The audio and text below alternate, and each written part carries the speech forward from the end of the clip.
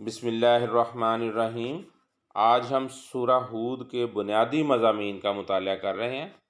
سورہ ہود کی ابتدا میں قرآن مجید کی عظمت و فضیلت کا ذکر ہے اور نبی کریم صلی اللہ علیہ وآلہ وسلم کی دو صفات بشیر اور نذیر بیان ہوئی ہیں۔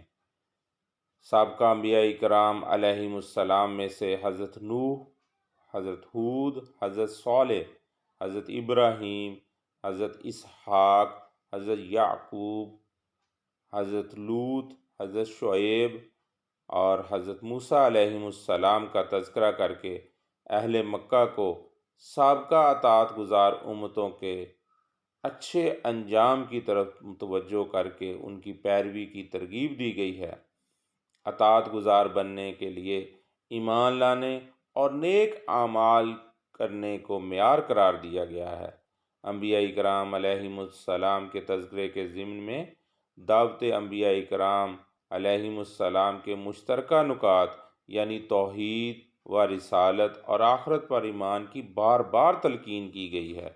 آپ صلی اللہ علیہ وآلہ وسلم کے سامنے ان انبیاء کرام علیہم السلام کے ذکر کی وجہ آپ صلی اللہ علیہ وآلہ وسلم کو تسلی دینا ہے کہ جس طرح ان کے راستے میں رکاوٹیں کھڑی کی گئیں، بالکل اسی طرح منکرین حق آپ کے ساتھ بھی کر رہے ہیں، لہٰذا آپ صلی اللہ علیہ وآلہ وسلم اپنی دعوت سے وابستہ رہیں۔ اس صورت میں حضرت نوح علیہ السلام کی کشتی کا ذکر ہے، جس کو دیکھ کر آپ کی قوم نے مذاق اڑایا، لیکن جب طوفان آ گیا تو تنور بھی ابل پڑے۔ حضرت نوح علیہ السلام نے اہل ایمان اور ہر قسم کے جانوروں کا جوڑا کشتی میں سوار کر لیا۔ کشتی میں سوار ہوتے وقت آپ علیہ السلام کو یہ دعا سکھائی گئی: بسم اللہ مجریہا و مرساہا ان ربی لغفور الرحیم۔ اس صورت میں حق کو نہ ماننے کی مثال اس طرح بیان کی گئی ہے جیسے اندھا اور بہرا۔ حق کو قبول کرنے والوں کی مثال اس طرح ہے جیسے دیکھنے اور سننے والا۔ جس طرح اندھا اور بہرا اور دیکھنے سننے والا آپس میں برابر نہیں ہو سکتے، اسی طرح مومن اور کافر اس دنیا میں اور آخرت میں برابر نہیں ہو سکتے۔ مومن کا ٹھکانہ جنت اور کافر کا ٹھکانہ دوزخ ہے۔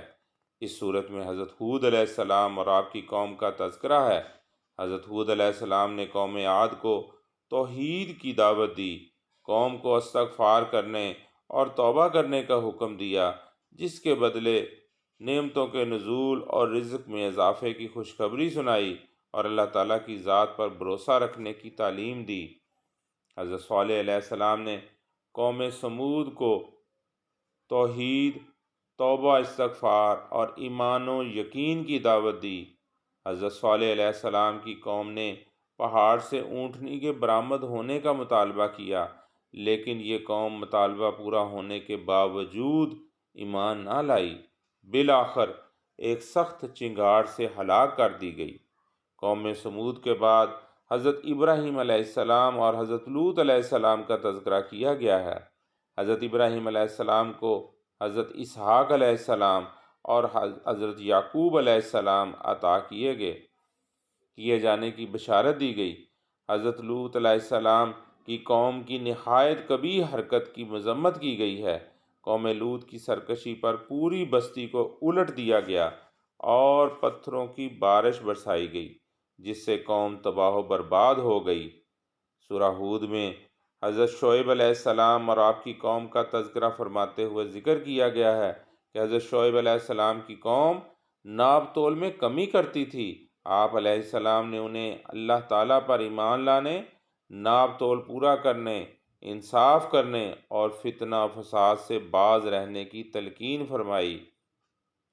اللہ تعالیٰ کی طرف سے آنے والے عذاب سے ڈرایا اور توبہ اور استغفار کی دعوت کے جواب میں قوم نے آپ کو رجم، پتھر مار کر شہید کرنے کی دھمکی دی۔ اس کے باوجود آپ اپنا فریضہ انجام دیتے رہے۔ آخر کار سرکشی کی وجہ سے آپ کی قوم کو تباہ و برباد کر دیا گیا۔ سورہ ہود میں حضرت موسیٰ علیہ السلام اور فرعون کا تذکرہ کرتے ہوئے بیان کیا گیا ہے کہ حضرت موسیٰ علیہ السلام کو فرعون کی طرف بھیجا گیا، لیکن وہ آپ علیہ السلام کی دعوت پر ایمان نہ لایا اور بالآخر اپنے لشکر سمیت سمندر میں ڈوب کر ہلاک ہو گیا۔ اس صورت میں اہل مکہ کو مذکور تمام اقوام کی تباہی کے آثار اور واقعات پر غور کرنے اور اس سے عبرت حاصل کرنے کی دعوت دی گئی ہے۔ سورہ ہود کے اختتام پر نبی کریم صلی اللہ علیہ وآلہ وسلم کو مشکلات پر صبر کی تلقین کی گئی کے ساتھ ساتھ یہ حکم دیا گیا ہے کہ آپ استقامت سے تبلیغ دین کا فریضہ انجام دیتے رہیں، ظالموں سے اعراض برتیں، نماز قائم کرتے رہیں، صبر کا دامن ہاتھ سے نہ چھوڑیں، اللہ کی عبادت کریں اور اسی پر بھروسہ